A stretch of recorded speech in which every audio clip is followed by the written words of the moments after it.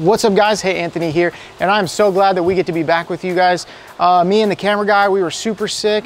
We've been out of town, we've been doing other work projects, but today we're back at it. And today we have with us the X-Class 52 volt in black. So we're excited to cut this bad boy.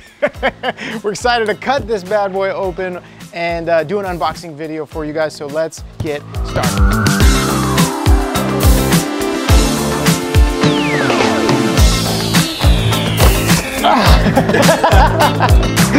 Let's do that. Let's try that again. The epic reveal. Oh.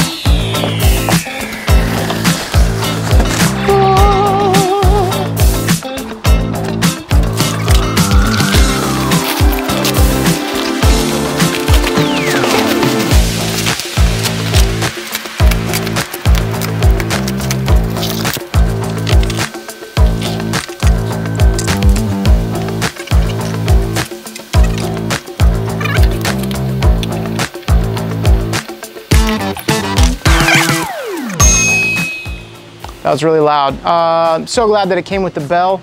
I love this feature. Excited for a horn, but the things that it came with a solo saddle. It came with a charger, which, let's check this out real quick. We got one set of keys. What charger did it come with? Okay, so this now must be the new charger that they're using on all of the bikes. This is the same charger for the Grizzly, so that's kind of cool because now that we have both bikes, we can charge both batteries on the Grizzly all at once. So I'm glad that they switched to a universal charger for all their bikes, so that was really great. My favorite feature so far about the bike right out of the box is that it's black and it's awesome. They put this really cool logo on the front, which we'll show you in the next video. But I think the new branding is starting to come out really awesome. Glad they took the customer feedback in getting things simpler, cleaner, and in a black design. We have a key starter here, so, oops. Two sets of keys, sorry, one set of 2 keys. And that's really it. So we're gonna go get this thing out on the road. One of the things I wanted to address is that right out of the box, the front brake was wonky. It was bent, so it had this wave to it. So when we installed the tire, it wasn't rotating properly. So we managed to bend it back gently enough to get it rideable for today, but we may have to get it serviced or call Mr. Bob since he knows how to fix everything. Lastly, if you're interested in getting a bike like this from Ariel Rider, they have been kind enough to give us an inGear affiliate code.